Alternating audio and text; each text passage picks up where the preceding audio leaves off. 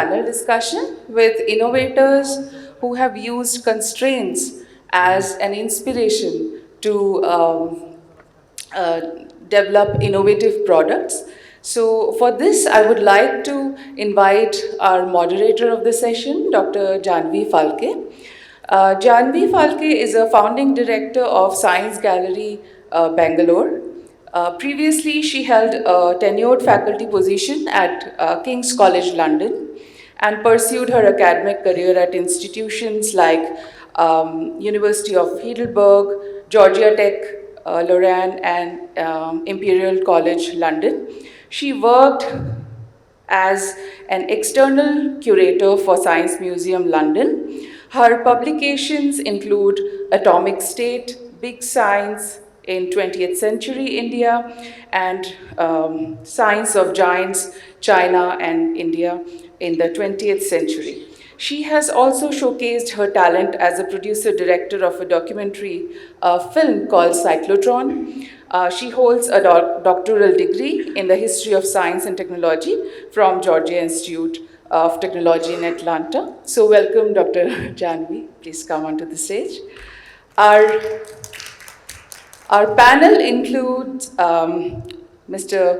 Gaurav Parchani. Gaurav is a co-founder and CTO of Dozy, a company that aims to simplify and transform healthcare in India and beyond. Exclusively designed and manufactured in India, Dozy is India's first contactless remote patient monitoring device. A mechanical engineer by education from IIT Indore, Gaurav is leading Dozy's technology, and he's heading the technology division. Dozy has so far established a presence in 370 hospitals covering 40 plus districts in India and is now expanding its operations in Africa. So welcome, Gaurav, please have a seat. Our next panel member is Ganesh Shankar. Yeah, please come onto the stage. Ganesh is a serial entrepreneur in sustainability and clean tech. He is currently the founder and CEO of FluxGen Technologies.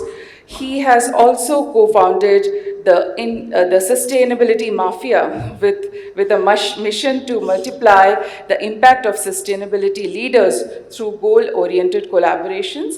And he also co-founded AirProbe Tech. He's an alumnus of Indian Institute of Science and had worked with GE Digital Energy, Selco Solar, Next First Technologies before embarking on an entrepreneurial journey. Welcome, welcome, Ganesh. So our last panel member is Rajkumar Madan Gopal, a visionary leader. He is currently making significant waves as a co-founder. Please come onto the scene. Co-founder and CEO of Banyan Nation. Through innovative technology solution, he is pioneering the transformation of Indian recycling value chain, promoting source segregation and achieving maximum landfill diversion. His dedication to environmental sustainability led to his well-deserved recognition as a climate warrior at the Forbes Indian Leadership Award in 2023. Raj holds a master's degree in science in mechanical engineering with a specialization in robotics from University of Delaware. With a unique blend of innovation, environmental stewardship, and a rich engineering background, Raj Kiran is spearheading a positive change in India's recycling landscape. So welcome all of you, and over to you, Janvi.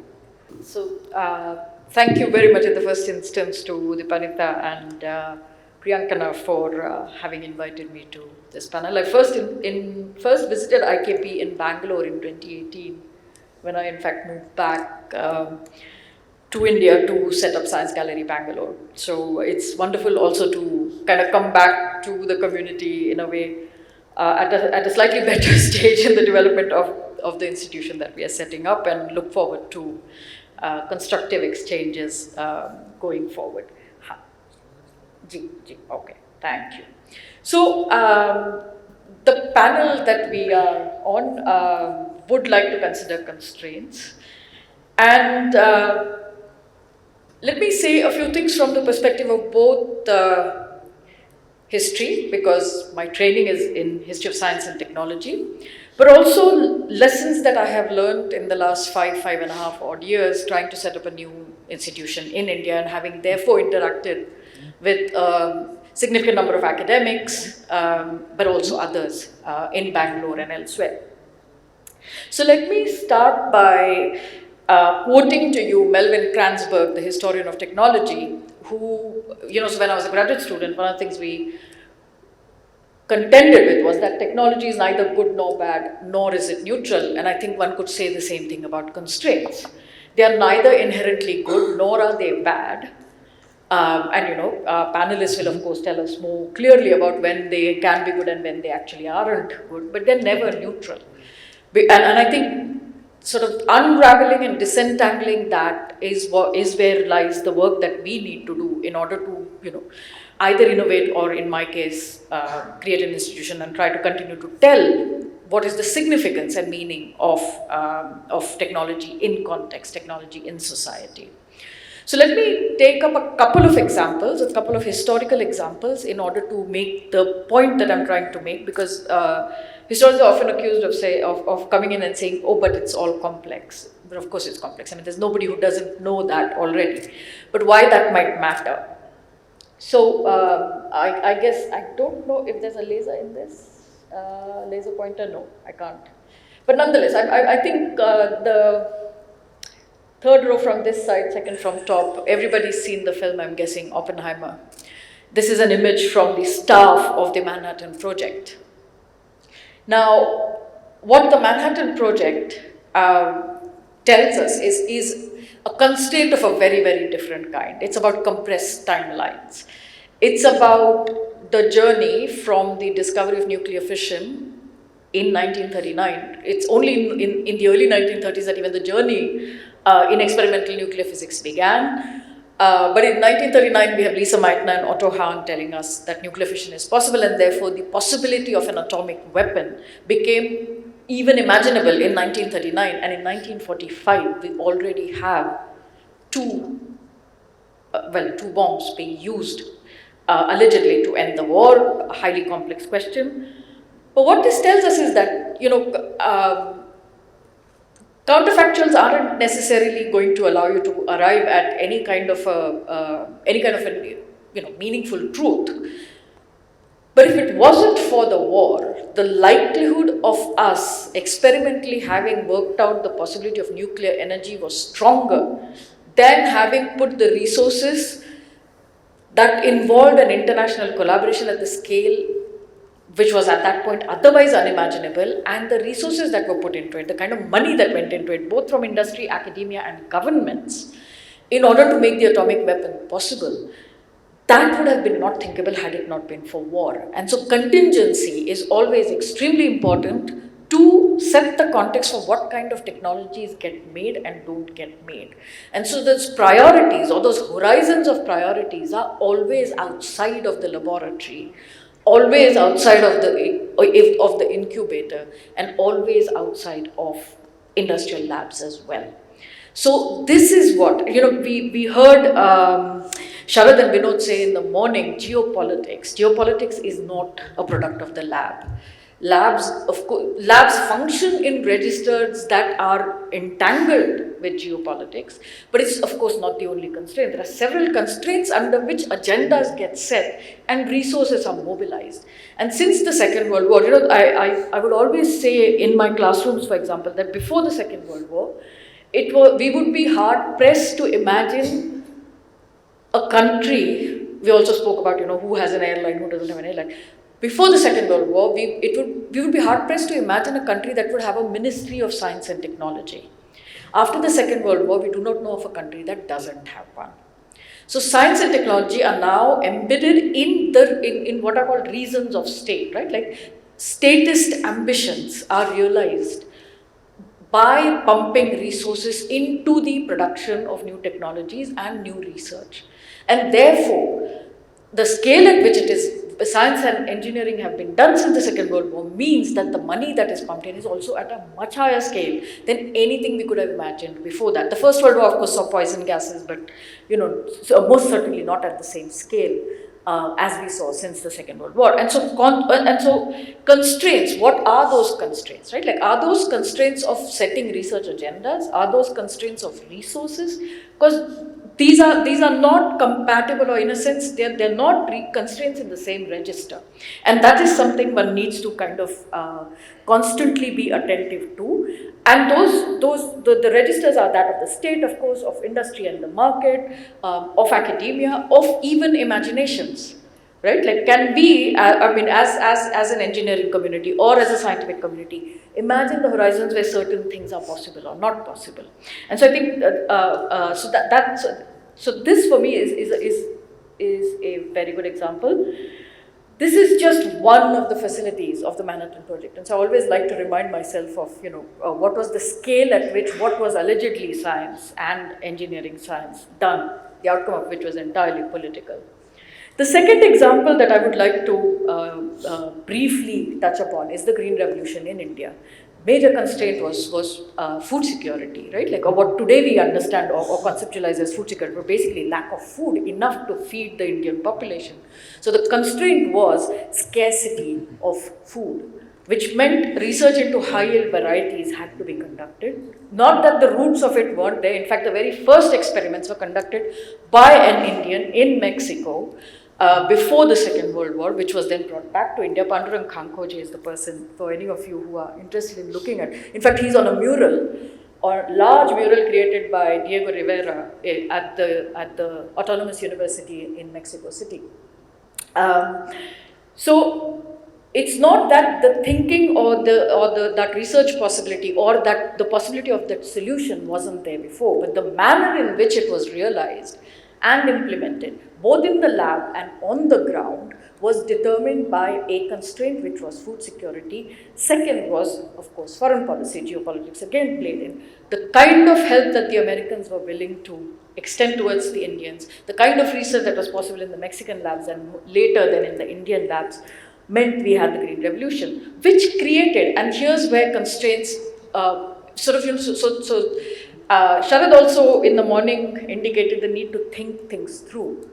And so what we see as the end result of the Green Revolution are constraints of a different kind: increased salinity of soil, high consumption of water, and of course the production of rice in areas in which rice neither was a part of the diet but also is simply untenable. Apart from, again, social restructuring in large parts of the Punjab, where land holding patterns changed entirely because now industrial agriculture was the way to go during the Green Revolution, which means social upheaval as well.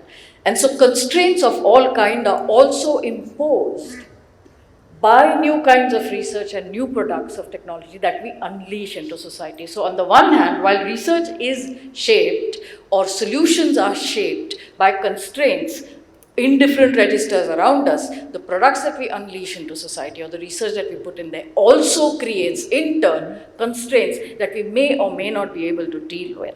And historians of technology like to call them unintended consequences.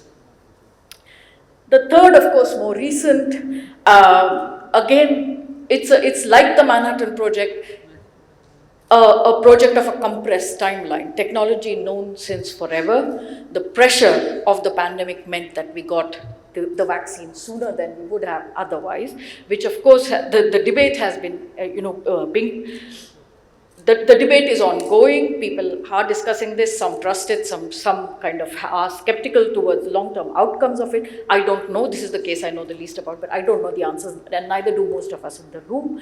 But again, it's a case of a constraint that is a pandemic, right? Like, so it's not a constraint that's geopolitical. It's not a constraint that it emerges out of the manner in which we interact with nature and the manner in which we take it for granted, something that Jayashree alluded to, in fact, very, very clearly and with sort of great clarity in the morning.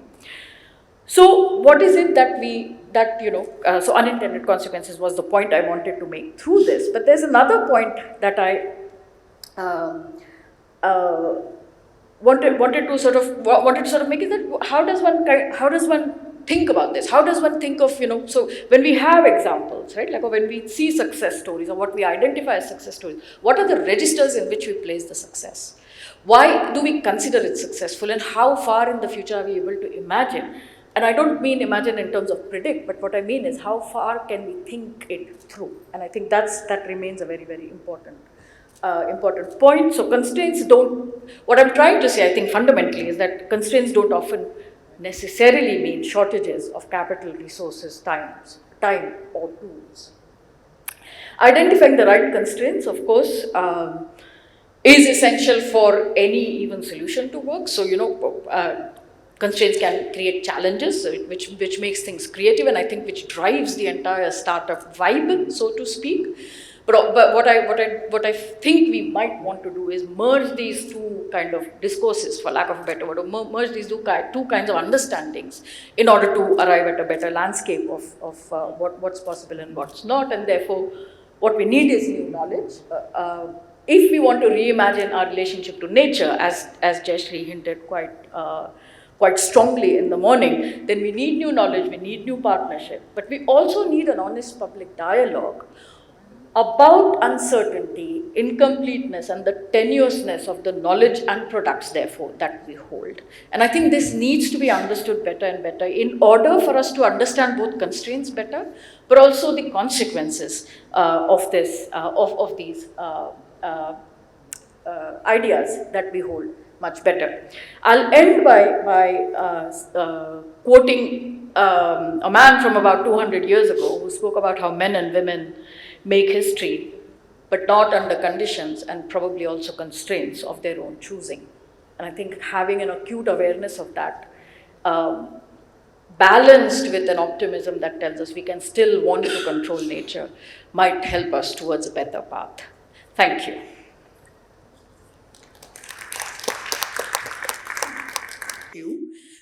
To tell us in a sort of, quickly, what is it that you do and how you do it, right? So that we understand, in order to, it just so that our audience gets a sense of what space you're coming from, and then we'll quickly move on to speaking about probably your strongest constraint, so that in the second round, and in the end, probably we can open up to then identifying a list of constraints. But it'll be good to get a sense of what is the main constraint you have. So if I may ask you to begin with just telling us what is it that you do and how you do it.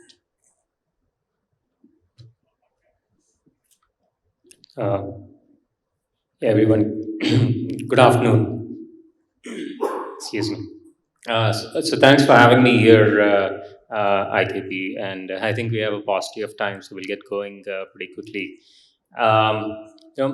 Banyan today is considered a pioneer in the circular economy space in India. I mean, over the last decade, Mani and I have built an organization that has focused on solving India's garbage problem, and specifically the problem of plastic pollution. So just in the last 2 to 3 years, we put over 1 billion bottles on the shelf that uses Banyan's recycled resin that are safe for human contact and food contact applications. And we work with the likes of Unilever, Reckitt, Shell, Castrol, every FMCG major, every oil and lube major, everything you guys touch is something that Banyan recovers and recycles and puts back on the shelf so that you can keep using it over and over again.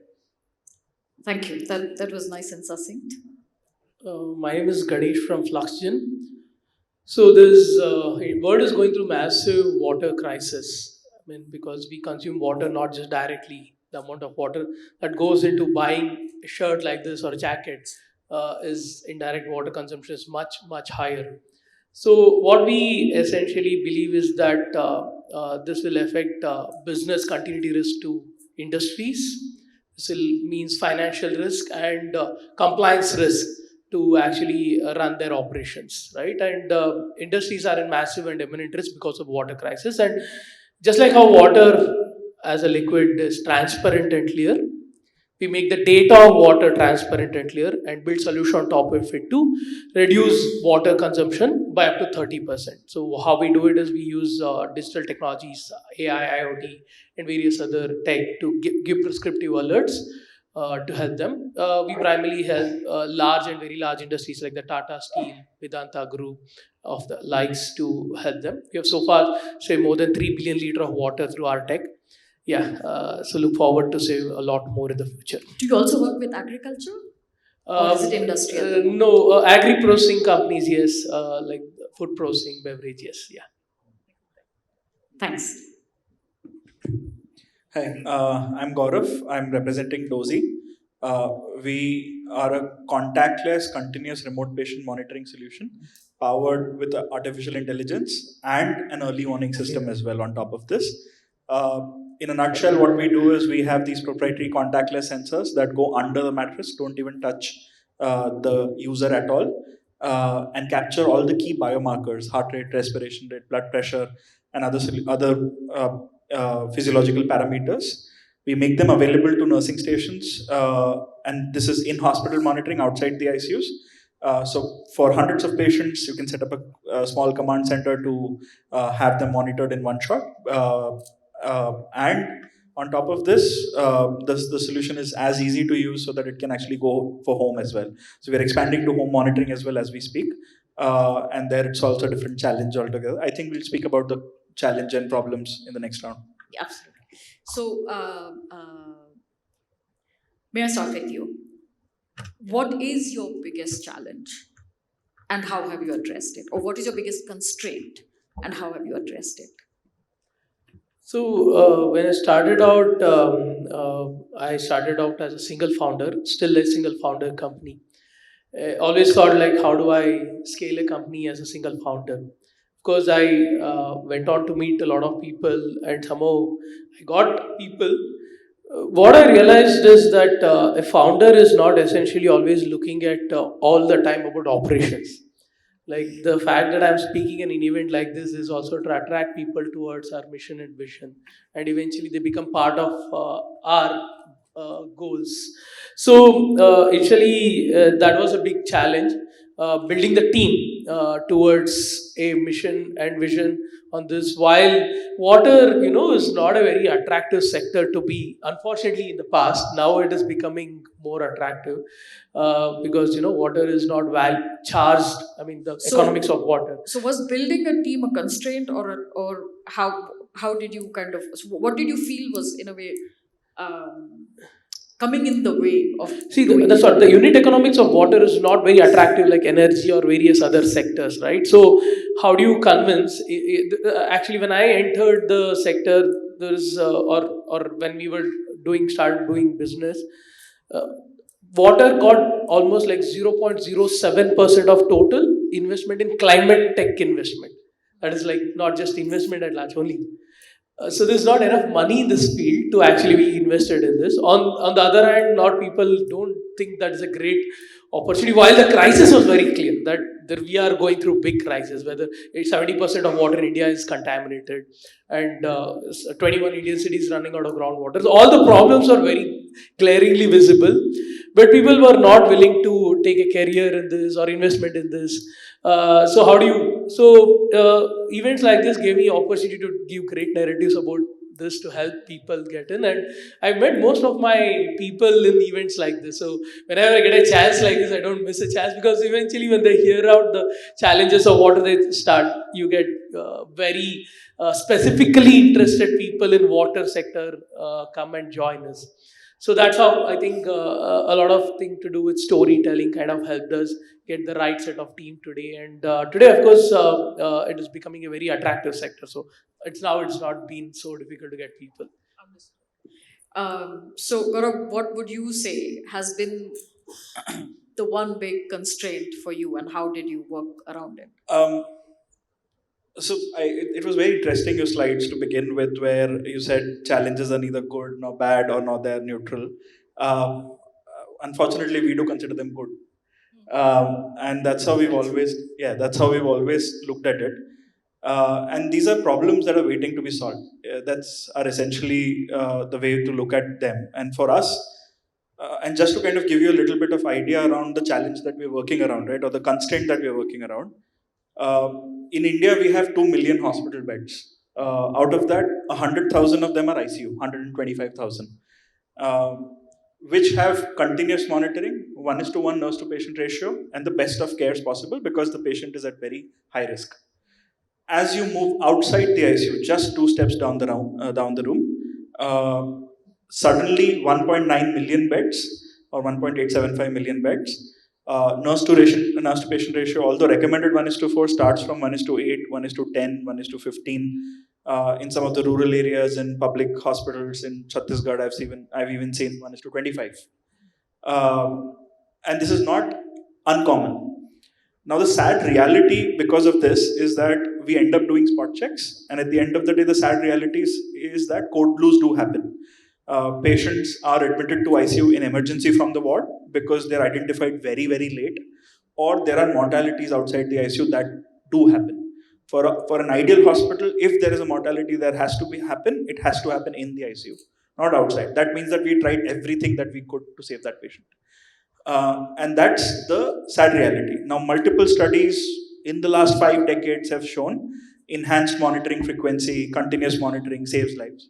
You will identify the patient much earlier on.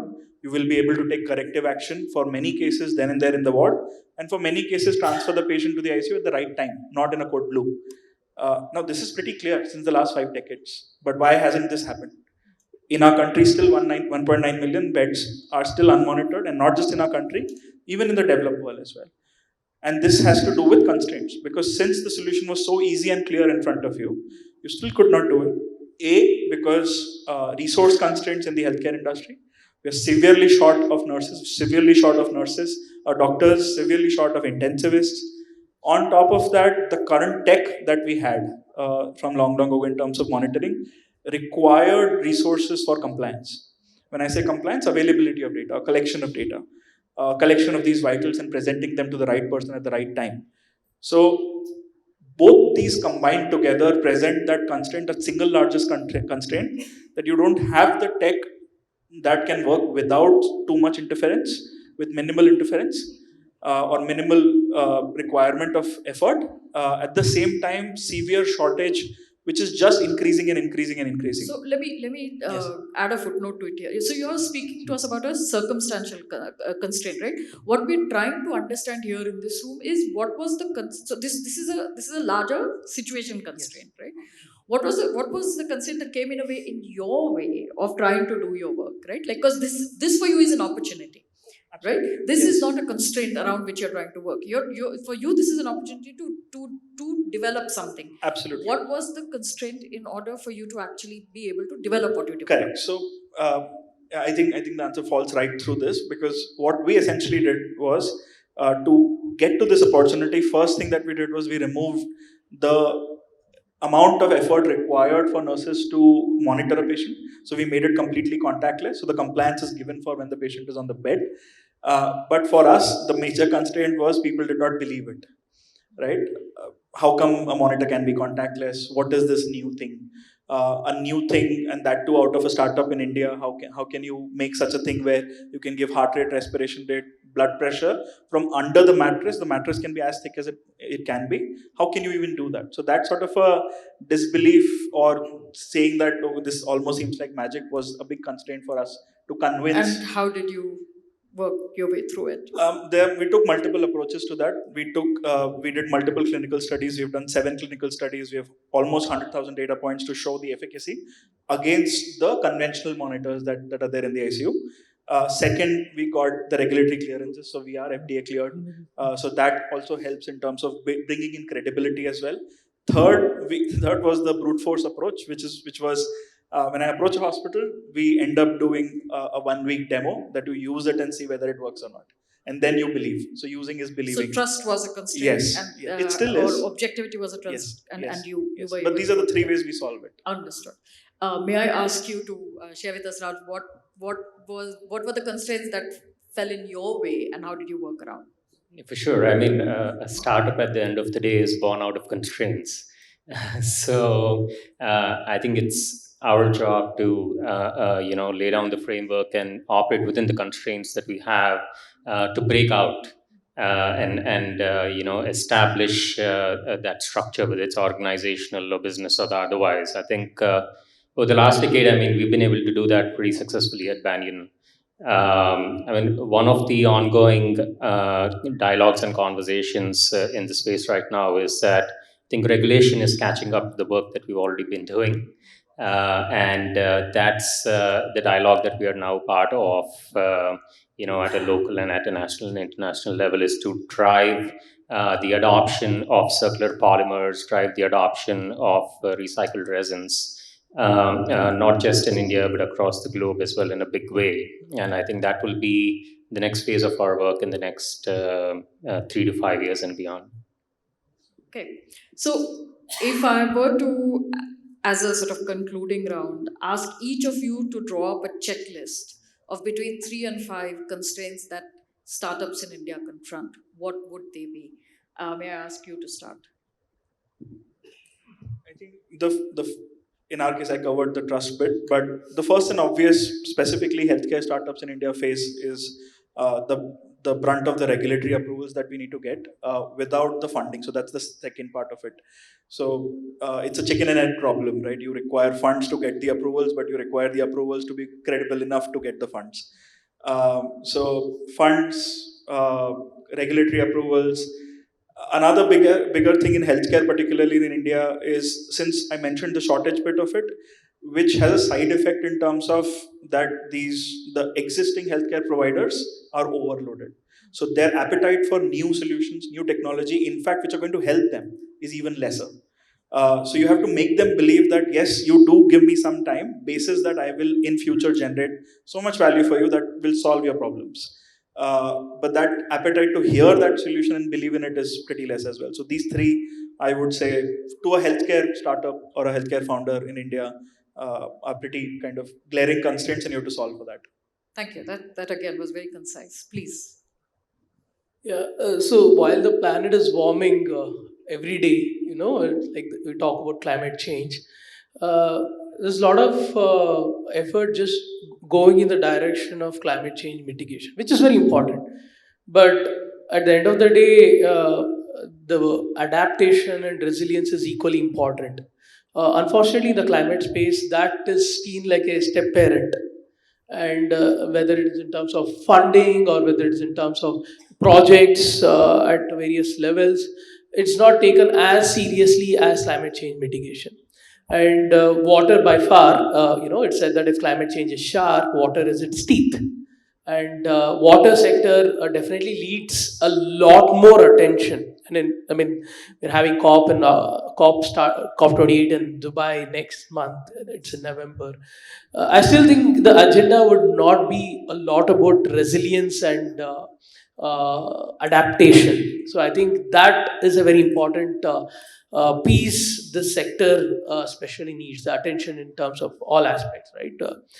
Whether if this building is climate resilient, we don't know, right? That awareness, a knowledge part which is missing of what is the risk this building has if there is a competition for water, right? I think that piece of information should be more known. Somebody should evangelize that information for people to know what, if they don't take about climate change adaptation strategy today, what will happen to them.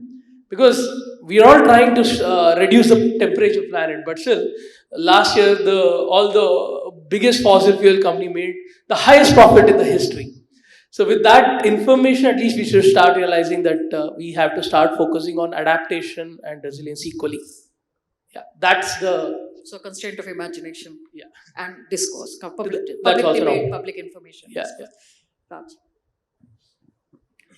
I mean, the biggest challenge for any startup that's trying to solve a problem is the sector that you're in investable or not. I think that's the fundamental problem that you need to answer for yourself, and I think you have the responsibility to answer it for the wider community of investors as well. I think that's something that we have done fairly successfully in the last decade. and we see a lot of more maturity in the sector now, and a lot more VCP funding coming in globally as well. The other thing is, I mean, we work in very informal markets, very fragmented, very intricate, and very connected, very high touch. It's again not only resource constrained, but you're constrained for infrastructure as well. So we've made that our responsibility now in our next phase of growth to actually set up that infrastructure to build the resilience in the supply chains so that we can drive value end to end. So these two are the big things.